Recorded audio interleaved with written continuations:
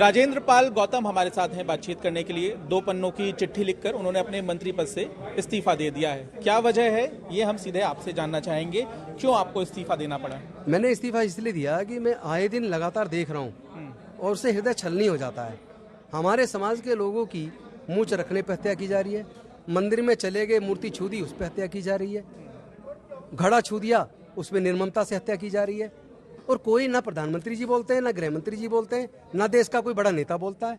आए दिन उत्पीड़न, और ऊपर से जो हर साल अशोक विजयदशमी पर 14 अक्टूबर 1956 को जब डॉक्टर बाबा साहब अम्बेडकर जी ने बुद्ध के धम्म की दीक्षा ली, इसी जातिगत उत्पीड़न, भेदभाव, ऊंच नीच, छुआछूत से मुक्त होने के लिए, और पूरे समाज के लाखों न्यायियों को दीक्षा दिलाई, तो उन्होंने 22 प्रतिज्ञाएं दिलवाई थी। लेकिन उन 22 प्रतिज्ञाओं को भारत सरकार ने, खुद मोदी जी की सरकार के मंत्री थावरचंद गहलोत जब सामाजिक न्याय एवं अधिकारिता मंत्री थे, उन्होंने doctor Ambedkar life and speeches के अंदर वॉल्यूम 17 में खुद छपवाया अपने साइन से, अपने सिग्नेचर से। लेकिन आपने अपनी चिट्ठी में, राजेंद्र जी, आपने अपनी चिट्ठी में जिक्र किया है कि निशाना बनाया जा रहा है आम आदमी पार्टी को और आपके नेता को।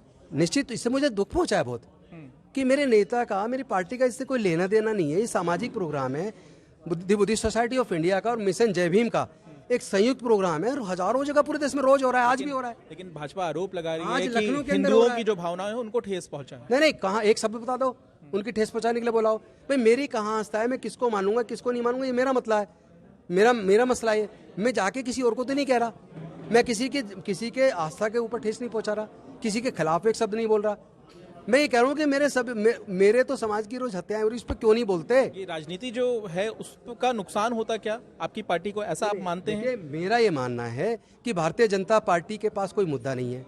हमारी पार्टी शिक्षा, स्वास्थ्य, बिजली, पानी, रोजगार, समाज कल्याण, इन सारे मुद्दों पे काम कर रही है, और उसके ऊपर भारतीय जनता पार्टी इतनी डर गई है गुजरात में हार के उससे, कि उन्होंने जिस मुद्दे से आम आदमी पार्टी का और मेरे नेता अरविंद केजरीवाल का कोई लेना देना नहीं है, वो उनको टैग करके उल्टा सीधा गाली गलौज और बकवास इस तरह का काम कर रहे हैं। जो पोस्टर लगाए गए आप उसकी बात कर रहे हैं, जो पोस्टर लगाए गए उसकी मैं ये पूछता हूँ कि बीजेपी इसके लिए दोषी है? जिन प्रतिज्ञाओं को, 22 प्रतिज्ञाओं को बाबा साहब ने दिया, हमने दोहराया, उसी को आप बड़े बड़े पोस्टर पे छाप के लगा रहे हो। आप आहत नहीं कर रहे हो क्या? आपको शर्म नहीं आती? राजेंद्र जी, मेरा एक सवाल ये है अगर कि ये क्या आप करना है तो आप आहत कर रहे हो वहाँ। मेरा एक सवाल ये है कि क्या आप अभी भी अगले साल जब ये कार्यक्रम होगा तो ये शपथ लेंगे, 22 शपथ लेंगे? देखिए, मेरे पूरे भारत के अंदर हर अशोक विजयदशमी पर हर साल हजारों जगह पर करोड़ों लोग इकट्ठे होते हैं, प्रतिज्ञाएं लेते हैं, और उन्हीं प्रतिज्ञाओं को भारत सरकार छापती है। दीक्षा भूमि में नागपुर में वही प्रतिज्ञा शिलालेख पर लगाकर खुद हमारी इस भारत सरकार ने छापी है। आप शपथ फिर इनको दिक्कत क्या लेते है? रहेंगे शपथ? नहीं, मैं जो बोल रहा हूँ, आप मेरे को शब्द मेरे मुंह में डालने की कोशिश क्यों कर रहे हो? जब मैं कह रहा हूँ कि करोड़ों लोग लेते हैं हर साल। भाई मैं ये पूछना चाहता हूँ कि क्या हमारे देश से छुआछूत खत्म होगी कभी या नहीं? क्या हमारे देश से कभी जातिवाद खत्म होगा या नहीं?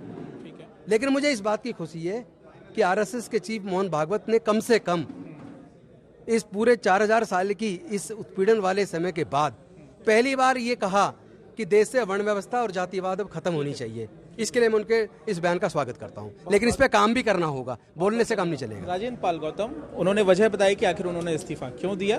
भाजपा आरोप लगा रही थी, इस बीच उन्होंने 2 पन्नों की चिट्ठी लिखी है और मंत्री पद से इस्तीफा दे दिया है।